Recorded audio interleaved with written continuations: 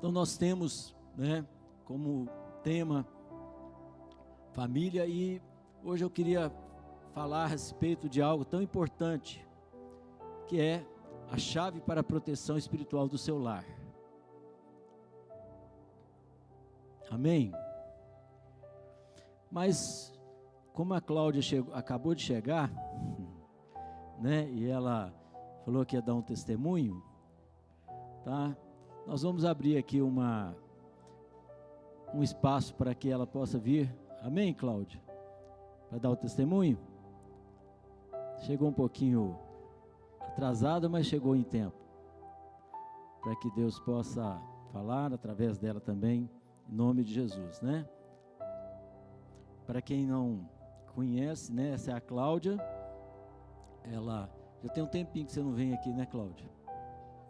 Ah, você veio? Ah, então tá. É porque domingo passado eu estava no núcleo, então não te vi. Por isso que eu não sabia que você tinha vindo. Mas amém.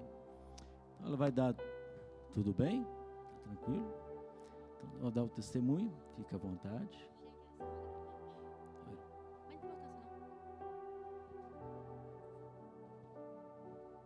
Paz, igreja, tudo bem com vocês? Eu queria contar meu testemunho, não vou demorar muito não, mas assim, vou começar falando que eu sempre falava com Deus, sempre falo com Deus, que eu não queria conhecer Ele só de ouvir falar, só de ouvir as outras pessoas falar, que eu queria ter experiências com Ele, que eu queria ter intimidade com Ele. E como que fala? Tudo tem consequência, né? A gente tem intimidade com Deus e Deus, Ele sempre corrige o filho que Ele ama. O que acontece, né? Se você ver duas crianças brigando, né? Por exemplo, o seu filho e um outro, você não vai corrigir o outro filho, o outro menino, você vai corrigir o seu filho. Assim é Deus. Mas o que acontece?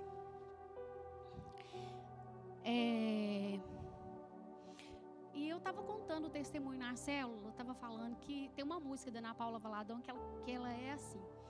Ela fala assim: a guerra vencida está, espera a mudança chegar, pois o meu Deus jamais falhou. Alguém já ouviu? E eu comecei a fazer dessa canção uma oração, sempre que eu ouvia e sempre que estava sempre louvando essa música e falava para Deus: Deus, eu espero a mudança chegar. E as coisas assim, tudo muito agarrado, sabe? Causas na justiça, em questão de minha casa, outras causas também de questão de doença, essas coisas. E eu sempre falando para Deus. E então Deus foi e eu comecei a cantar essa música em forma de oração. E as coisas começaram a acontecer de uma hora para outra. Deus, Ele abriu as portas. A minha filha tinha 2 anos que ela estava caçando casa, ela não conseguia achar e ela achou do jeito que ela queria, praticamente também imobiliada. Saiu a questão da minha causa na justiça também. Eu estou até esperando. Mas e o que acontece? E eu fui... um dia a Yara falou: mãe, vamos lá em casa fazer um almoço. Você faz almoço amanhã para nós. E eu fui. Eu não estava sentindo nada. E aí, terminei de fazer o almoço, comecei a sentir uma dor. Uma dorzinha no peito, como se eu fosse rotar. E aí, o que acontece? E eu falava assim: gente, mas que é isso? Aí eu esperei 5 minutos, não passou a dor no peito. Eu tomei bicarbonato, a dor não passou. Eu terminei de fazer o almoço sentindo dor no peito. Eu guardei as panelas sentindo dor no peito. E aí eu olhei e aí orei. Eu falei: eu acho que eu estou infartando. Aí eu liguei para Yara e falei: Yara, eu acho que eu estou infartando, vem aqui. E aí a dor foi para as costas. Gente, e aí o que acontece? Eu fui para o hospital, eu fui para a UPA. A Yara foi lá me buscar, eu fui para a UPA. E chegou na UPA, eu rindo, conversando. E o enfermeiro falava para mim assim: você deve estar com crise de ansiedade, você não está infartando. E todos os exames deu negativo. O exame, aquele da maquininha, do coração, deu negativo. E aí eu falei assim, tá. E aí eles falaram assim, então a gente vai fazer um exame de atropina, que é um exame de sangue. Pegou o exame de sangue e fez 3 exames, são 3 exames. Os 2 primeiros exames não deu. E o último ia sair só 2 horas da manhã. E o meu peito continuou doendo. Aí eu falei assim, não vai ser nada não, porque, né, meu peito tá doendo, e o primeiro exame não deu, o segundo exame não deu. Então o terceiro também não vai dar. E aí fui lá e falei com a médica, eu falei, eu quero ir embora, eu tô cansada, trabalhei, me esti o dia inteiro. E aí ela falou, aí eu falei, vamos fazer o seguinte com a médica, se o exame der positivo, vocês me ligam. E aí foi, a gente foi embora, era meia-noite. Quando foi 4 horas da manhã, a moça da UPA me ligou. Aí ela ligou e falou para a Yara, ela nem falou comigo, ela falou com a Yara, falou, sua mãe está infartando, traz ela depressa. E aí o meu peito continuou doendo a noite inteira, só parou de doer quando eu cheguei na UPA e eles me medicaram para poder parar de doer o peito, que tinha realmente certeza que era um infarto. Então, até então, né, estava tudo bem. E aí me encaminharam para Belo Horizonte, e eu fiquei lá uma semana, esperando vaga na UTI para poder fazer a cirurgia. Aí fizeram uma bateria de exame, e o médico falou para mim que eu ia ter que colocar 2 pontes de safena e uma válvula, 2 pontes de safena só. Aí tirou na minha perna para poder fazer a ponte de safena e tudo. A cirurgia durou 8 horas, correu tudo bem. Porém, pós-cirurgia, eu dei água no pulmão, dei água no coração, e água no pulmão, no coração, e deu pneumonia. E anemia, tudo junto. Assim, a ponto de ficar bem fraca, não conseguir nem andar. Aí, o que acontece?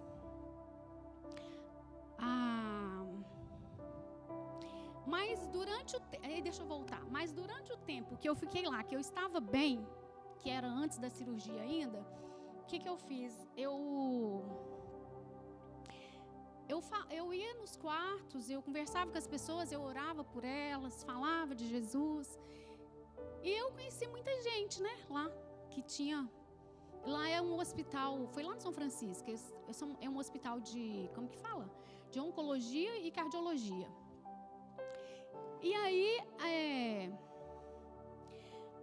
e Deus falava comigo, assim, e Deus falando comigo. Um dia eu entrei no quarto que eu ia ficar. E aí tinha uma senhorinha. E ela era uma irmãzinha que estava no estágio final de câncer. Mas ela era uma irmã católica. Ela era uma irmã da igreja católica. O padre ia lá. As outras irmãs ficavam lá com ela. E aí, a hora que eu entrei no quarto, que a enfermeira falou, essa aqui é a sua cama. Que eu olhei, ela estava do meu lado. Aí eu olhei, aí falei para a Yara, falei, essa senhorinha vai morrer. E, gente, aí vai... Assim, veio alguma... me falando. Aí, tá. Eu fui conversando com ela, conversando com a cuidadora dela. E ela aceitou Jesus. Para a honra e glória do Senhor. Ela aceitou Jesus. Quando ela aceitou Jesus, ela fez assim... Chorou. E passou um dia, ela não falava mais. Parou de falar. E passou mais uns 2 dias, ela faleceu. Mas ela faleceu com Jesus. E aí, não foi só ela, foi uma enfermeira que durante o tempo que eu estava na UTI, eu vi, assim, eu não sei se ela aceitou Jesus comigo, mas assim, durante o tempo que eu estava na UTI, eu vi ela levantando as mãos, orando por mim. Foi muita gente orando por mim. Eu agradeço muito a Deus, porque muitas pessoas oraram por mim. Muitas igrejas oraram por mim. E até então estava tudo bem. A cirurgia foi bem, umas 5 pessoas aceitaram Jesus, e eu falava para o médico que eu estou bem, eu quero ir embora, eu quero ir embora. E eles me deram alta para me vir embora, numa quinta-feira. Quando foi na quinta-feira, eu vim embora. E o que acontece? Chegou aqui, eu fiquei quinta, a sexta-feira também eu estava boa. Mas aí já comecei a ficar ruim, a ponto de não conseguir levantar para ir no banheiro. E vomitava. E aí eu falei com a Yara, aí eu fiquei até domingo, fiquei de quinta a domingo em casa. E aí, como eu não melhorava, eu falei assim, se eu não melhorar, a gente vai na UPA. Tudo bem. Aí a gente foi. E aí eu não melhorei, passei o domingo inteiro prostrada, não conseguia comer. E a gente foi para a UPA. Então, quando chegou na UPA,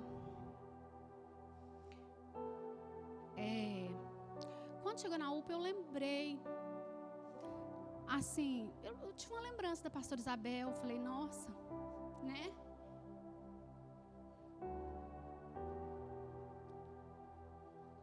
Ela também passou também por isso, né? E aí, o que eu fiz? Eu orei.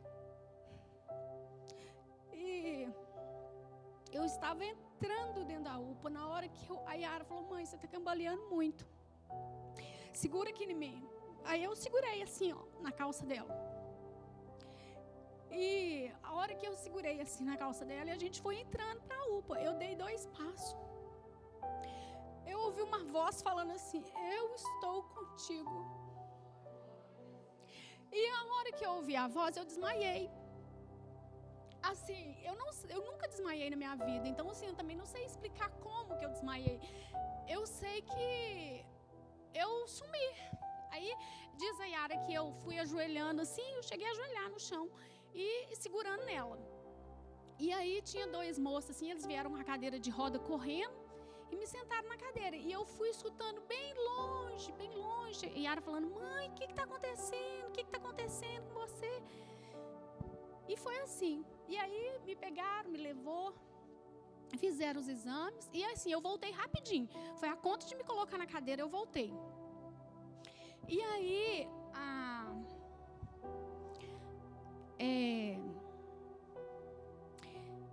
aí eles fizeram uma bateria de exame. E aí falaram para a Yara, olha, ela está com anemia profunda, ela está desidratada, e que eu estava com água, fizeram raio-x, eu estava com água no pulmão e estava com água no coração, pós-cirurgia. E aí o que acontece? Eles falaram, olha, aqui na UPA a gente não pode fazer nada por você, você vai ter que voltar para o hospital, lá onde você estava. E aí a médica me deu uma vitamina B12 na veia e eu fiquei umas horas lá tomando essa vitamina no soro, fui embora para casa. E a gente foi no domingo para o hospital. Quando chegou lá, eles fizeram outras baterias de exame. E aí viram que tinha água no meu coração. E aí tinha alguma coisa errada, porque ou foi erro deles, né? Porque tinha água, eles tinham que ter tirado e eles não tiraram. Ou foi água que estava acontecendo alguma coisa e que estava brotando. E aí eu falei assim, eu pensando comigo, Deus não ia falar comigo que estava comigo à toa. Se Ele falou comigo que Ele estaria comigo, é porque vai acontecer alguma coisa. Eu pensei. E aí, tudo bem. E nesse tempo, eu já não estava dando mais conta de levantar. Porque a anemia, não sei, porque a anemia era forte. E eu acho que eu perdi muito sangue na primeira cirurgia. Então, passou menos de 15 dias, né? Aí o médico falou para mim assim, Cláudia, nós vamos ter que te abrir de novo. A gente vai ter que te abrir. Nós vamos te dar um bocado de remédio agora, para ver se essa água some.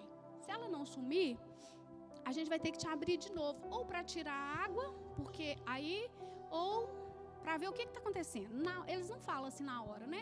E aí foi passando. Eu fiquei internada, fiquei 2 meses e meio internada. E tomando remédio. E o que acontece, gente? O médico, Aí eles chegaram para mim e falaram, Cláudia, o que acontece? A gente fez as pontes de safena, uma está funcionando, a outra não. E nós vamos ter que colocar uma válvula mitral em você, porque a sua válvula mitral está vazando. Aí eu falei, pronto, agora lascou. Como é que eu vou fazer? Pensei, vou morrer. Não tem nem 15 dias que abriu o meu peito, vai abrir de novo. Ô, gente, vocês não têm noção do tanto que dói, do tanto que é desgastante, invasivo.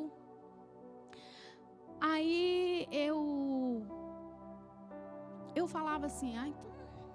Aí beleza, né? E Deus comigo o tempo inteiro, tudo correu muito bem, as portas abriam, as coisas aconteciam. E Aí eu morrendo de medo, sabe? Falava assim, gente, e o tanto que eu variei? Vocês não têm noção do tanto que eu variei por causa dos remédios que eu tomei. Eu via coisas que não tinha, eu via gente assim, Aí o que acontece? O médico falou que eu ia ter que tirar, que eu ia ter que colocar uma válvula mitral, né? Aí eu fiquei pensando, e eu morrendo de medo, falando, gente de Deus, eu vou morrer. Aí falei, aí tá, beleza. Aí chegou o dia da cirurgia, eles foram e me levaram, né, para a sala de cirurgia. E aí, bem na hora da cirurgia, uma enfermeira, tinha 15 médicos na sala. No total, era 15 pessoas. E eu lá. Aí, o médico falou assim, ó. Aí eu escutei uma enfermeira falando assim, deitou ali, acabou. Seu corpo não é de ninguém mais. Eu já quase não estava apavorada, né? Aí eu falei, Deus, o meu corpo é do Senhor, sabe? E falei assim, Senhor, eu tô aqui. Aí falei para Deus, Deus, né? Se eu for viver para a honra e glória do Senhor, se eu for morrer também para a honra e glória do Senhor. E assim, fiquei sem medo. Aí o medo foi embora. Eu falei, se eu tiver de morrer, vai morrer. E deitei na maca e os médicos... E eu acordei 2 dias depois. Aí acordei os 2 dias depois, falando, tô com fome. Mas assim, né, quando a gente acorda, a gente não pode comer. Eu ainda fiquei 5 dias na UTI. E durante o tempo que eu estava na UTI, não podia tomar água, sabe, gente? Porque não pode tomar água na UTI de jeito nenhum. Até eu ir para o quarto, eu não podia tomar água. E, gente, vocês não têm noção da quantidade, assim, de boca seca. A sede é uma sede, não é normal. Não é desse mundo a sede que a gente sente lá. E aí eu falava, tô com sede. E lá tinha 2 enfermeiros que ficavam por conta da UTI. Então, ele falava, Cláudia, você não pode tomar água, mas eu posso passar um algodão na sua boca. E ele molhava o algodão na água e passava na minha boca. Gente, eu agradeci a Deus todo o tempo. Senhor, muito obrigado por essa água, muito obrigado. Obrigado, Senhor. Gente, todo o tempo eu agradeci a Deus, sabe? Então, assim, o médico sempre, o enfermeiro sempre passava água na minha boca. E depois que eu fui saber da história, durante a cirurgia, demorou bastante. E eu fiquei sabendo que eu estava perdendo muito sangue na segunda cirurgia. O sangue não parava de sair, de forma alguma. Não parava de sair, eu não parava de perder sangue. Eu já tinha tomado bolsas de sangue e não parava de sair. Então, a equipe médica chamou Yara, falou para Yara assim que... falou, olha, eu acho que sua mãe vai morrer. Se você tiver parente, você já pode avisar, você já pode falar que ela não vai sobreviver. Aí acho que ela ficou desesperada, ficou ligando para todo mundo. E minha irmã estava lá comigo. E eu sempre falei de Jesus para minha irmã, sempre preguei, sempre, só que assim, ela ainda vai na igreja católica. E aí a minha irmã comigo, estava lá, né, comigo, no hospital, a Yara ia final de semana e ela ficou comigo todo o tempo. A Yara ia final de semana e a minha irmã ficava no meio de semana. Pra vocês verem a gravidade, que eu não podia ficar sozinha. E aí, ela falando, e a Yara caiu em desespero, danou a chorar. Falou, não, minha mãe vai morrer, que não sei o quê. E a minha irmã olhou bem para a médica e falou com ela assim, eu vou só te falar uma coisa, a última palavra não é sua, a última palavra é de Deus. E assim, aí eles chegaram a levar a Yara na sala que eu estava embrulhada naquelas mantas lá de alumínio para esquentar, que eu tive hipotermia. Aí eles levaram a Yara lá na sala para ela ver que eu estava de hipotermia, e eles estavam lá tentando estancar o sangue. E no que eles levaram a Yara para ver, a Yara ficou lá chorando, desesperada, e a minha irmã bateu de frente com a médica, falou, não, a última palavra de Deus. E foi a última palavra de Deus. E eu tô aqui. E aí, como que Deus, gente, foi tão maravilhoso comigo, vocês não têm noção. Vocês não têm noção. Eu assim, super bem tratada. Eu comi, assim, o melhor iogurte, sabe? Eles levavam iogurte para mim, coisas assim, fora do normal, fora do comum, eu acho. Aí, o que acontece? Eu era grata a Deus todo o tempo. E um pouco antes de eu fazer a cirurgia, a segunda cirurgia, eu estava respirando assim, pensando, gente, vocês não sabem o que é não respirar, vocês não têm noção. A gente canta aquele louvor assim, né? Deus, tu és meu respirar. Se vocês souberem o que é respirar. Então, o respirar, meu Deus, quando fui para o hospital, eu não estava conseguindo respirar. Eu atravessei a rua assim, eu cheguei do outro lado, eu sentei e fiz assim, eu não conseguia respirar. E vocês não têm noção do que é buscar ar. Então, assim, aí eu fiquei pensando, falei, gente, como que a gente tem que buscar a Deus? É como se estivesse faltando o nosso ar, né? E a gente canta aquele louvor, como a corça. E aí, eu fiquei pensando, quando o moço, o enfermeiro, passava o algodão na minha boca, eu lembrei, sabe de quê? De Jesus, na cruz. Eu lembrei que quando Jesus pediu água, eles deram vinagre. Vocês acreditam, gente? Numa hora dessa, e eu lembrava isso. E assim, eu o tempo todo agradecendo a Deus, o tempo todo. E eu ficava variando. Mas eu via que eu estava variando. O médico falou para mim, sabe, Cláudio, que o engraçado é que você variava e percebia que você estava variando. Eu dobrava lençol, que não tinha lençol. Dobrava os lençóis assim, falava assim, toma, fulano. Aí eu via a sala cheia de gente, falava assim, e eu estava no quarto sozinha, na UTI. Aí eu falava, toma, fulano, o lençol. E aí o fulano não pegava o lençol. Eu falava, gente, não tá pegando, por que não pega? Aí fazia assim, eu abri o olho, não tinha ninguém. Eu estava variando. São momentos que a gente passa e que não tem ninguém para estar perto da gente, só Deus, né? E assim, Deus foi muito bom para mim.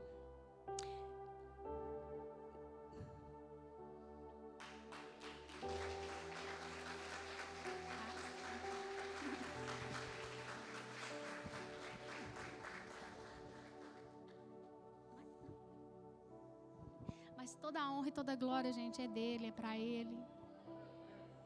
E a gente não tem noção, né, das coisas que a gente vai passar.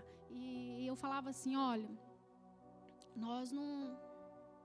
A gente fala assim, amanhã eu vou fazer isso. Deixa eu te falar, você não sabe daqui a 5 minutos o que você vai fazer.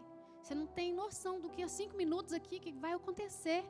sabe? E assim, eu sou, como que eu explico? Muito não é controladora, mas muito controladora, que eram as coisas assim, muito, sabe? E aí, Deus me mostrou que eu não sou nada, sabe? E tudo que eu tinha preconceito aconteceu comigo. Eu tinha preconceito, eu falava assim, gente, essas fraldonas de hospital, eu nunca vou usar isso. Gente, eu usei 11 fraldas, porque eu tive que tomar muito remédio para poder tirar o líquido do meu corpo e o líquido só saía com remédio e eu não podia levantar da cama. Então, assim, foi muita. Então, assim, e a dor, eu falava assim, eu vou embora daqui. Eu falava, sabe? Eu falava, eu vou embora daqui. Aí eu fazia assim, olhava para um lado, olhava para o outro. E eu na cama presa, porque tinha um negócio puxando sangue de cá, outro de cá e outro de cá. E eu tava igual o Homem-Aranha preso na cama. Né? Homem-Aranha, E assim, gente, eu falava assim, vou fugir. Vou sair daqui e vou embora. Mas não tinha como ir embora. Então, eram umas coisas assim que só Deus mesmo, sabe? Mas o que eu mais gostei, é estranho a gente falar isso, né? Que gostou. Mas o que eu mais gostei foi de ter ouvido a voz de Deus. E Ele ter falado para mim, eu estou contigo. E eu não sei se eu desmaiei porque eu estava fraca ou se foi porque eu ouvi a voz de Deus. Isso eu não sei falar. Mas assim, foi um desmaio que não foi um desmaio, que eu estava ouvindo, né? Mas tudo bem. E eu vi Deus fazer muita coisa através de mim. E eu acho assim, a gente tem que parar e pensar e falar assim, gente, para que eu estou vivendo isso? Sabe, teve hora que eu falava assim, gente, o que eu estou fazendo aqui? Para que eu estou vivendo isso aqui? E assim, né? E eu não deixei de falar de Jesus, hora nenhuma. E aí, para a honra e glória do Senhor, umas 5 pessoas lá aceitaram Jesus. Acho que 2 delas faleceram. Mas eu acredito que foi cumprido o porquê que eu estava lá, né? E graças a Deus eu estou recuperando ainda. Ainda não fez 6 meses, o médico falou que só fecha com 6 meses e eu ainda estou recuperando, mas está tudo bem.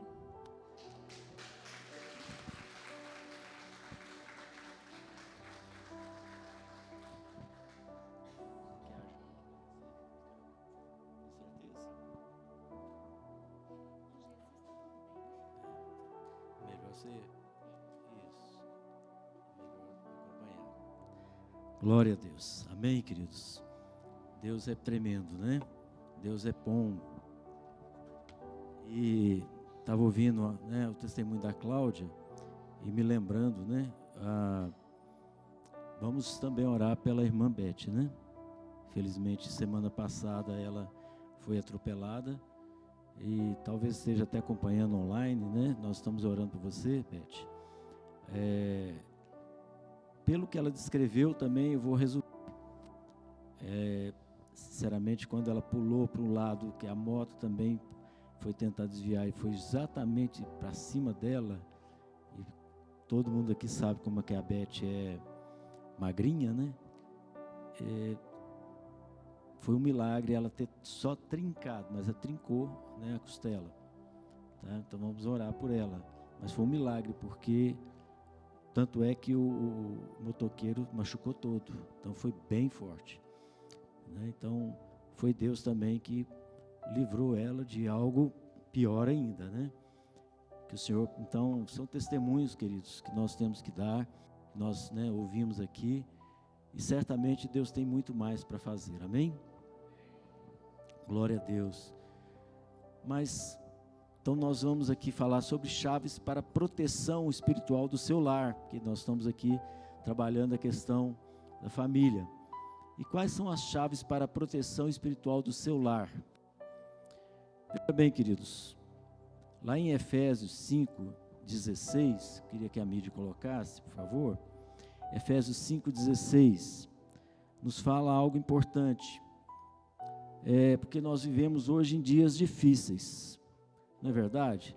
Tempos difíceis nós estamos vivendo. E é tão importante que nós venhamos a guardar a nossa família, né? Efésios 5:16, a mídia tem pronto aí, nos fala algo,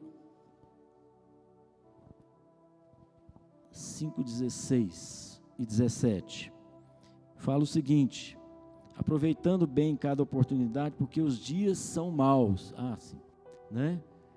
E, portanto, não sejais faltos de juízo, mas buscai compreender qual é a vontade do Senhor. Então não se descuide. E quando nós falamos, né, a respeito disso, queridos, é tão importante que nós venhamos a não descuidar da nossa família. Tente entender o que o Senhor quer de você. Entenda que nós precisamos tomar posição para proteger a nossa família.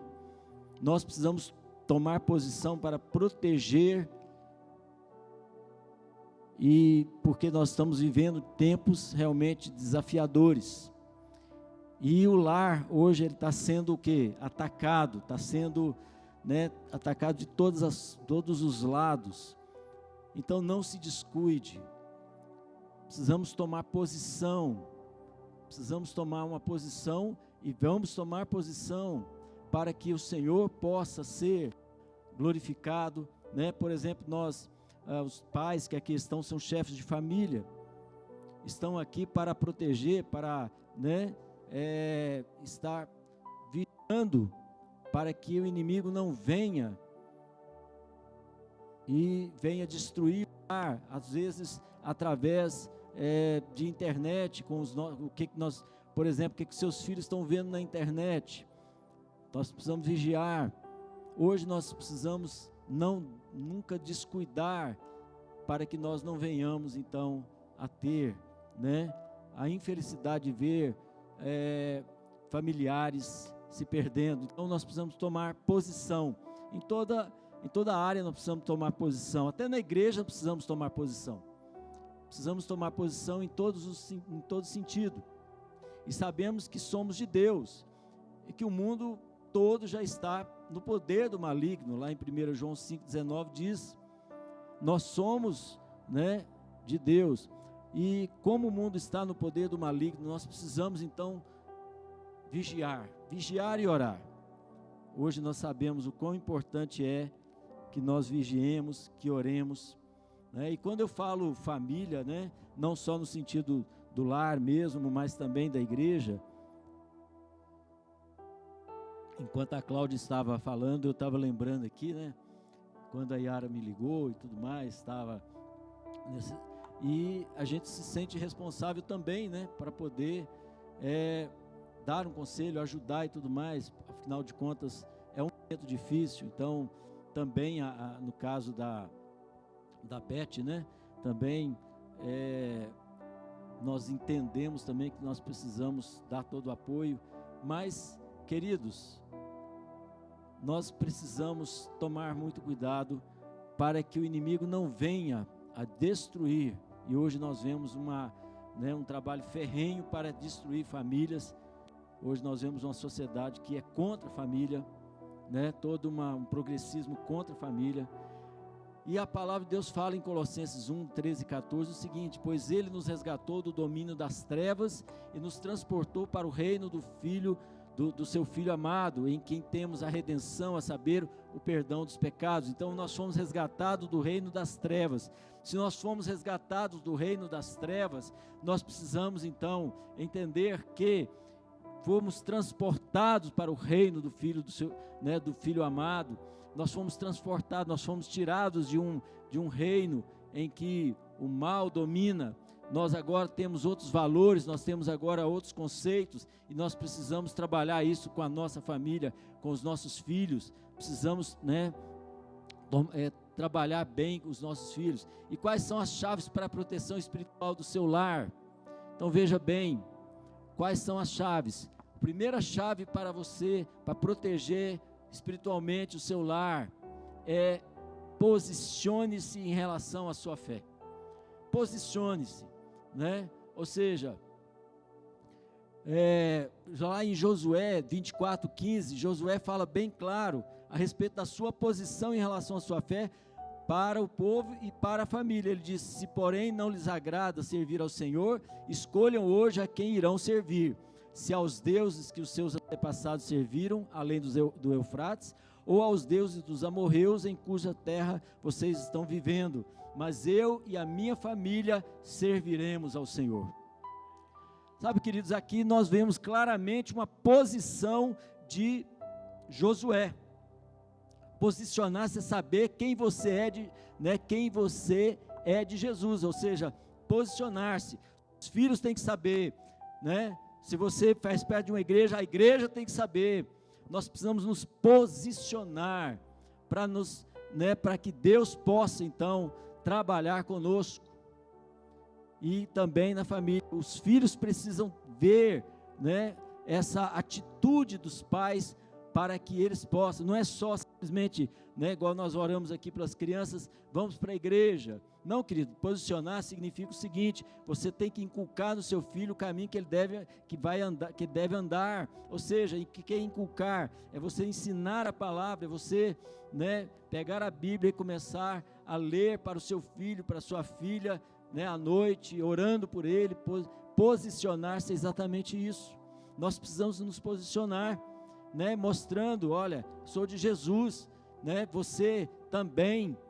Então, é claro que filho de crente não é crentinho, então ele precisa também tomar uma posição mais cedo ou mais tarde, mas ele vai se posicionar, se você se fizer assim, porque o seu exemplo vai falar mais alto para o seu filho, sua filha. O exemplo é importante, e nós precisamos, não é só falar, mas também nos posicionar, ou seja, dar exemplo. É expor intencionalmente que você e sua família são guiados pela palavra de Deus. É expor, é dizer: olha, aqui nossa família é guiada pelos princípios da palavra, nós somos parte do povo de Deus, e que ama a Deus acima de todas as coisas. E por que é tão importante posicionar-se? Porque hoje, nós vemos o quê? Uma pressão, da sociedade, por exemplo, nas escolas também, nós aqui formos contar, nós sabemos muito bem, por exemplo, nas universidades, nas escolas, hoje está sendo questionado o cristianismo, e os nossos filhos muitas vezes são coagidos, eles são pressionados para ficarem quietos. Por exemplo, eu me lembro quando eu fiz Senai em 1989, lá no Rio de Janeiro. Eu lembro que muitas pessoas, não tinha nenhum trabalho evangelístico e tudo mais ali, mas eu lembro que eu resolvi me posicionar e abrir então um trabalho. Claro que eu pedi ao diretor, ele disse: olha, só não fala de igreja, mas pode falar de Jesus. E eu comecei a ministrar, a falar de Jesus para aqueles estudantes, havia estudantes no Brasil inteiro, mas resumindo a história, era necessário posicionar. No momento que eu posicionei, aí apareceram os crentes, aqueles que estavam quietos ali, não falavam nada. Naquele momento que eu me posicionei, o que eu quero dizer com isso, queridos? Posicione-se aonde você estiver, mas não deixe de falar do Senhor. Posicione-se para que a sua família, você possa se alegrar e dizer: eu e a minha família serviremos ao Senhor. Quando você se posiciona, você está dizendo: olha, Senhor, olha, você está dizendo para o seu filho, você está dizendo para a sua família: eu vou continuar firme na palavra do Senhor, eu não vou me intimidar com as pressões que estão vindo externa ou internamente. Não, eu vou continuar falando da palavra, Isso é posicionar-se. Então, e a família, querido, ela está sendo muito atacada nos dias de hoje. E nós precisamos então entender isso. Aliás, eu estou aqui vendo a visão responsiva, Nós sempre falamos que qual o nome mais doce do universo? Mas qual que é o segundo nome mais importante para nós? O segundo nome mais importante, a família. Nós precisamos então, posicionar. Porque, como eu disse, se nós não nos posicionarmos, o inimigo vai usar pessoas para que o seu filho se posicione para o outro lado. Pode ter certeza, porque ele não está né, brincando de matar, roubar e destruir. Sempre falo que o inimigo não brinca.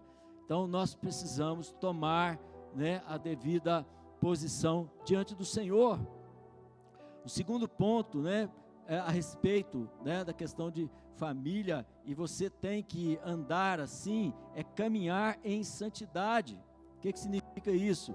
Veja bem, Josué, capítulo 24, 14, nos diz o seguinte: agora temam o Senhor e sirvam-no com integridade e fidelidade. Joguem fora os deuses que os seus antepassados adoraram além dos Eufrates e no Egito, e sirvam ao Senhor. Aqui Josué então está colocando: olha, vocês querem realmente servir ao Senhor? Vocês querem realmente, então joga fora esses deuses, né? Joga tudo. Hoje, né, queridos, você tem que jogar tudo fora, tudo aquilo que você sabe muito bem que não agrada ao Senhor, aquilo que você talvez tenha ou possua, mas que não agrada, ou que você assiste, ou que você vê, né, rede social. Expulse, jogue fora, não faça isso, né? Por exemplo, você está com seus filhos na sua casa, às vezes você está assistindo algo que você sabe muito bem que seu filho também está ali do lado, então, sabe, não faça isso. Se você sabe que aquilo ali é prejudicial à sua família, ao seu filho, não faça isso, né? Proteja o seu filho nesse sentido também. Lembre-se de que a única coisa que enfraquece o cristão e ao mesmo tempo fortalece o diabo é a presença do pecado. Quando há pecado, ele vai fortalecer o diabo e vai enfraquecer o cristão. Então, livre-se, né, daquilo que é pecado, daquilo que está fazendo você ficar preso, daquilo que está fazendo você ficar preso, né, e consequentemente, tá, está prendendo toda a sua família. Eu sempre digo, né, que a porta de uma casa é o pai de família. Ele pode deixar entrar ou não, depende desse pai de família. Ele pode não permitir, né, que certas coisas entrem na sua casa, ou certas situações. Então nós precisamos, queridos, nos posicionar nesse sentido. Por quê? Por isso, para manter uma posição firme e incansável contra o pecado, é manter santidade, ou seja, né, deixar que Deus, né, venha a nos proteger também nesse sentido. Hoje, queridos, nós vemos o quanto que as famílias estão cada vez mais se deteriorando, ou, né, a gente vê ouve muitos casos e tudo mais, de situações em que são, no mínimo, né, aterrorizantes muitas vezes. Mas por quê? Tudo começa sutilmente com a entrada do pecado, sutilmente quando o pecado entra e a pessoa brinca, acha que aquilo ali, né, não tem nada a ver. Às vezes é uma piadinha, às vezes é né, o que Paulo fala, chocarrices, coisas que, não tem nada a ver, isso aqui é não sei o que, isso é aquilo. Cuidado, porque o diabo, ele vem como um sapatinho de algodão, bem sorrateiramente. Quando você pensa que não, já era. Você perdeu a sua família, ou você perde, né, aquelas pessoas que você tanto ama. Então nós precisamos nos posicionar e também andar em santidade, para que Deus possa nos abençoar. Terceiro ponto, queridos, que nós vemos aqui, tá, a respeito disso, rompa qualquer nível de prisão e contaminação, né? Nós precisamos romper com qualquer nível de prisão.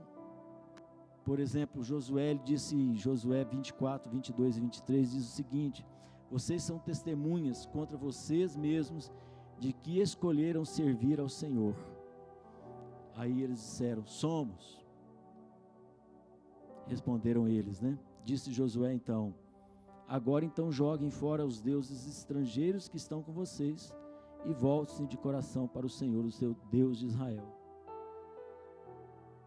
Joguem fora os deuses estrangeiros. Por quê? Porque eles estavam com deuses estrangeiros ali.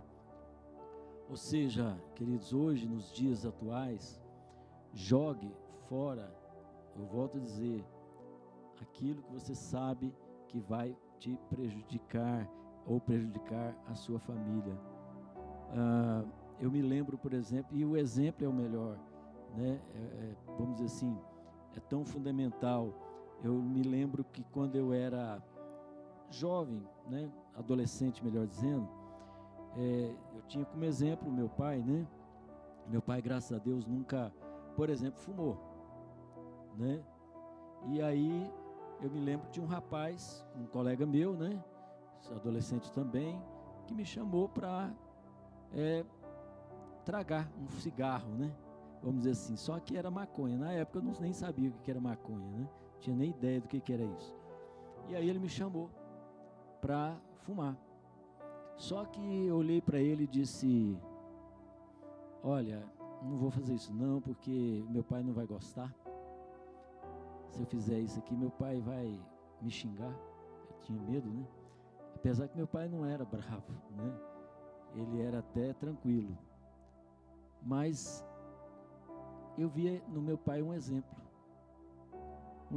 para que eu, e aí eu não fiz. Agora, se eu não tivesse visto o exemplo no meu pai, talvez eu iria experimentar achando que era cigarro e na verdade era maconha. Por que eu sei que era? Porque esse rapaz, meu colega, ele infelizmente entrou, né, no mundo das drogas e ele começou cada vez mais a afundar no mundo das drogas, e até o momento em que eu fiquei sabendo que ele chegou até a levar tiro, mas ele escapou. E graças a Deus hoje eu sei que, pelo menos é o que eu sei dele, né, alguns anos atrás, que ele se converteu, ele se arrependeu, se converteu, virou pastor e tudo mais. Amém, glória a Deus por isso, né, que ele foi salvo pela graça. Mas o que eu quero dizer, quantas coisas que ele passou, teve que passar por causa disso. E eu me livrei, por quê? Porque eu via no meu pai exemplo, sabe?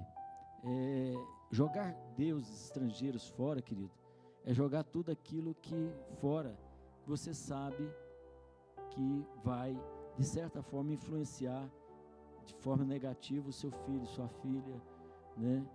Ou alguém que você ama. Então, ao viver de acordo com a sua nova natureza e identidade em Cristo, seu lar, sua casa, sua vida estarão protegidos das investidas de Satanás. Quando você vive, né? Por quê? Porque você tem uma nova natureza. Você agora não mais vivo eu, mas Cristo vive em mim. E as coisas que eu fazia, né? Aquilo que eu fazia antes, eu não faço mais. Ou pelo menos eu procuro, né, não fazer isso mais. E agora, se eu faço isso e tenho uma identidade em Cristo, eu sei quem eu sou em Cristo, eu sou o Filho de Deus. Se eu tenho uma identidade bem colocada, bem clara, né, eu sei que meu Redentor vive. Se eu tenho uma identidade, como Paulo, por exemplo, sabia, né, por exemplo, da sua identidade, eu sei em quem tenho crido, sei que Ele é poderoso para fazer infinitamente mais. Paulo, ele deixava bem claro que ele tinha uma identidade, ele sabia que ele era em Cristo, a tal ponto que ele disse, né, a um certo momento: para mim, o viver é Cristo e o morrer é lucro. Ele sabia da sua identidade, ele sabia quem ele era. Então, quando nós temos essa identidade, né, o nosso lar, a nossa casa, a nossa vida estará protegido das investidas de Satanás. Nós precisamos então tomar esse não só o posicionamento, mas também romper com qualquer nível de prisão. Sabe, queridos, se tem algo contaminando, te aprisionando, né, algo que você sabe que é um vício, é algo que vai te levar ao vício, talvez não é um vício, mas vai te levar a um vício. Então rompa com isso, né? Rompa, para que o seu lar, para que os seus filhos possam ver em você exemplo. Hoje, né, eu sempre digo o seguinte: os filhos, eles não querem, tá, um pai ou uma mãe perfeito. Por exemplo, se eu errar, eu tenho que, como eu errei, eu disse para o meu filho na época: olha, eu errei, perdoa, Eliezer, né? Porque eu errei. Porque ele não quer um pai perfeito, ele quer um pai honesto, que fale a verdade, porque nós temos nossos defeitos, nós temos as nossas dificuldades, nós temos os nossos erros. Ele quer, por que, queridos, é tão importante isso?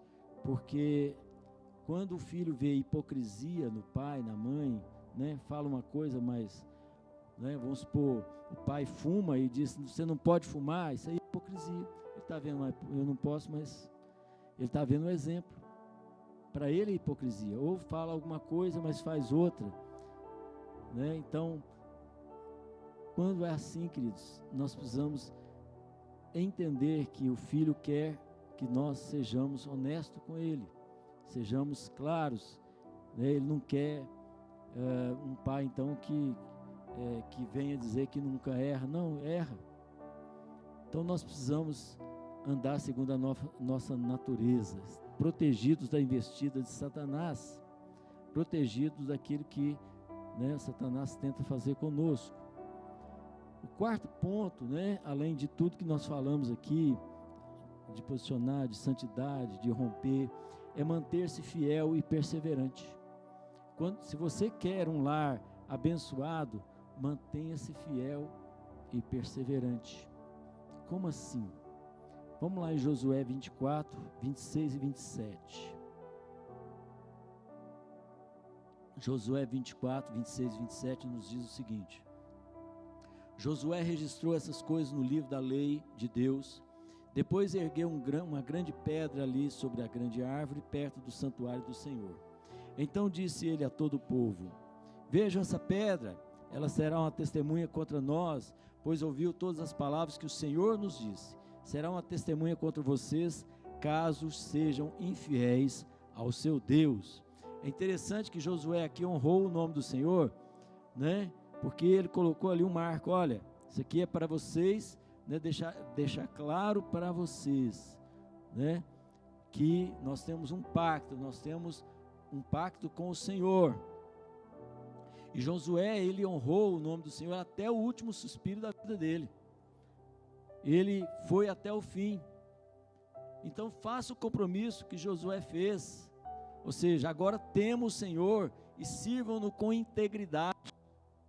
Faça um pacto com o Senhor como Josué. E, né, quando ele disse, eu e a minha família serviremos ao Senhor, ele estava fazendo um pacto.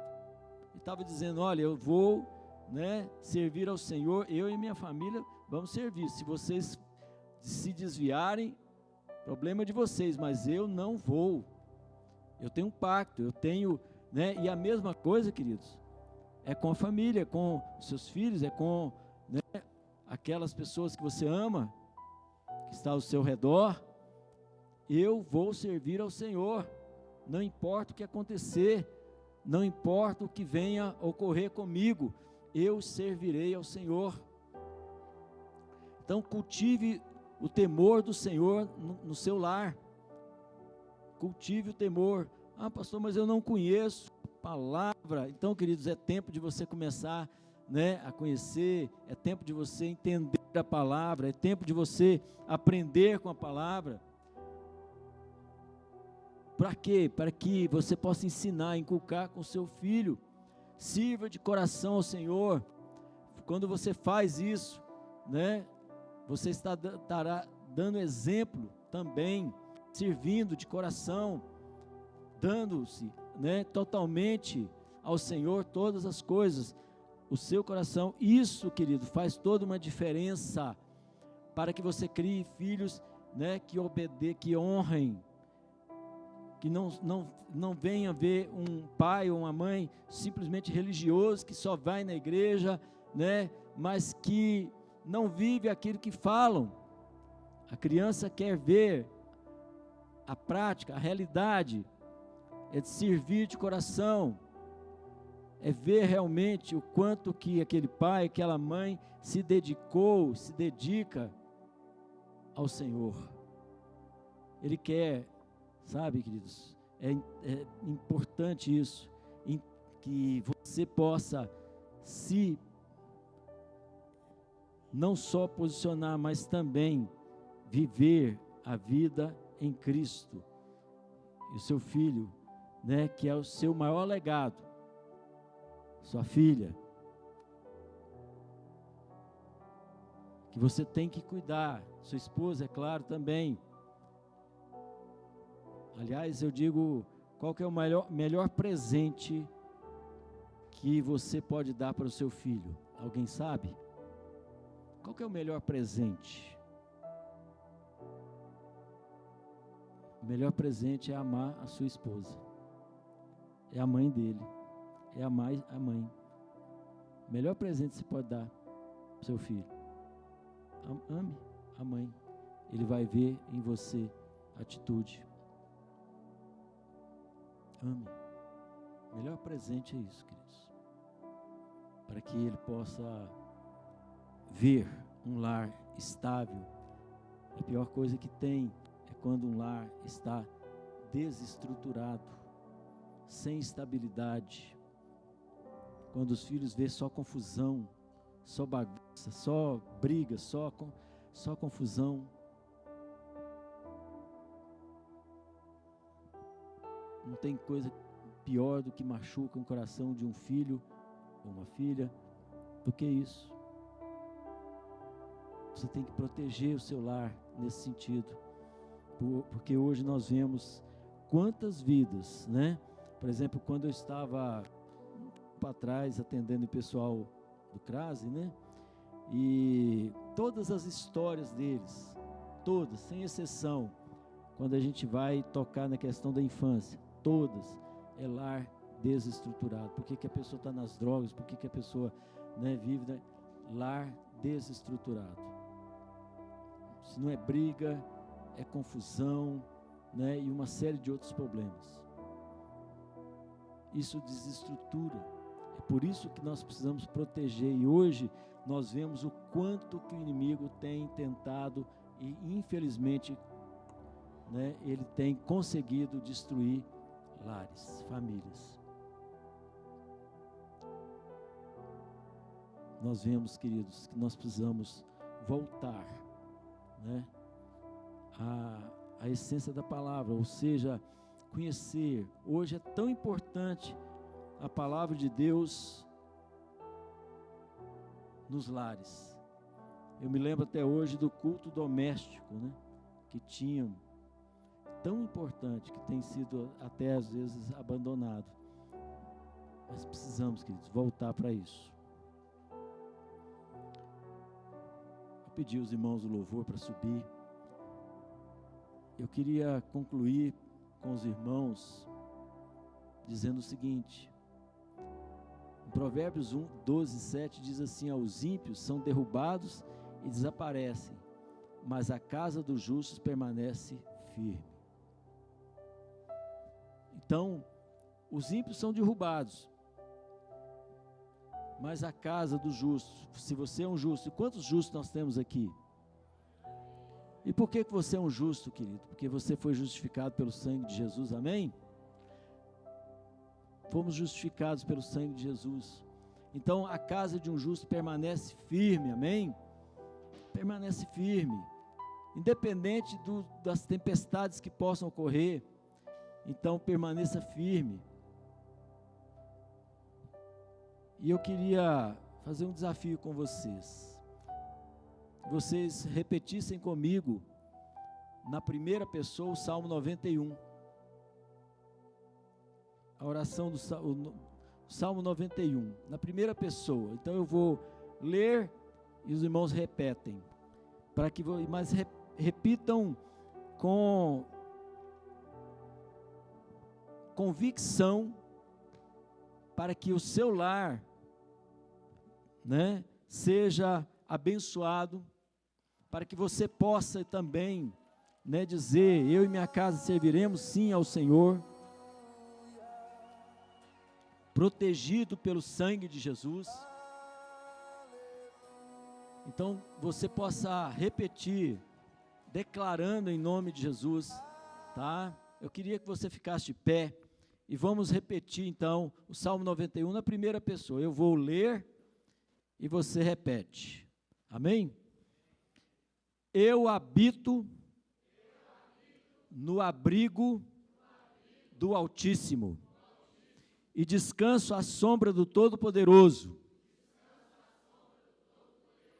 Então, posso dizer ao Senhor: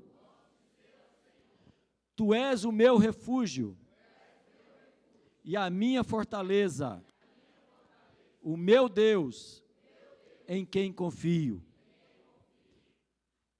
Ele me livrará do laço do caçador e do veneno mortal. Ele me cobrirá com as suas penas, e sob as suas asas encontrarei refúgio. A fidelidade dele será o meu escudo protetor. Eu não temerei o pavor da noite, nem a flecha que voa de dia, nem a peste que se move sorrateira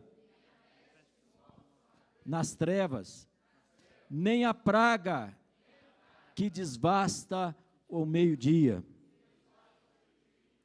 1000 poderão cair ao meu lado, 10.000 à minha direita, mas nada me atingirá. Eu simplesmente olharei e verei o castigo dos ímpios. Se eu fizer do Altíssimo o meu abrigo, do Senhor o meu refúgio, nenhum mal me atingirá, desgraça alguma chegará à minha tenda, ou à minha casa, porque aos seus anjos ele dará ordens ao meu respeito, para que me protejam em todos os meus caminhos. Com as mãos ele me segurarão, para que eu não tropece em alguma pedra. Pisarei o leão e a cobra, pisotearei o leão forte e a serpente. Pois o Senhor me diz: porque Ele me ama, eu o resgatarei, eu o protegerei, pois conhece o meu nome. Ele clamará a mim, e eu lhe darei a resposta. E na adversidade estarei com ele. Vou livrá-lo e cobri-lo de honra. Vida longa eu lhe darei, e lhe mostrarei a minha salvação. Então agora repita: eu e a minha casa serviremos ao Senhor.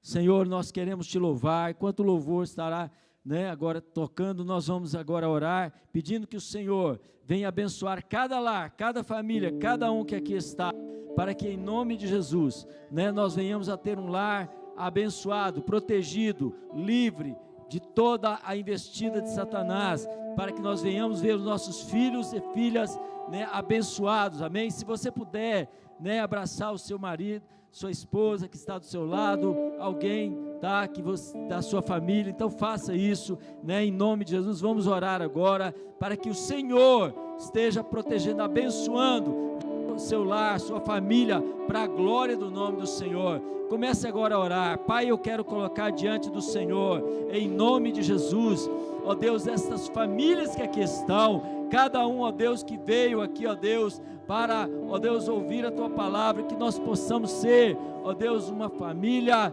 semelhantes a Jesus, mas que, ó Deus, o Senhor venha proteger, guardar, livrar, ó, em nome de Jesus, ó Pai, livrar de todo mal, de toda intempéria, de todo problema, de todo ataque do inimigo, ó Pai, porque em nome de Jesus, ó Pai, o Senhor é o nosso, ó Deus, o nosso alto refúgio, e nós, ó Deus, estamos, ó Pai, protegidos pelo Teu poder, as asas do Altíssimo nos protege. Então, ó Deus, nesta noite, ó Pai, que o Senhor abençoe cada família, ó Deus, impedindo, ó Pai, que o inimigo venha, ó Deus, a tentar destruir, ó Deus, esses lares, até, ó Deus, nós clamamos a Ti, para que toda desavença, todo problema, ó Deus, desavença no lar, possa ser desfeita, que o Senhor abençoe também nesse sentido, ó Pai, para que nós venhamos, ó Pai, como maridos, posicionarmos, ó Pai,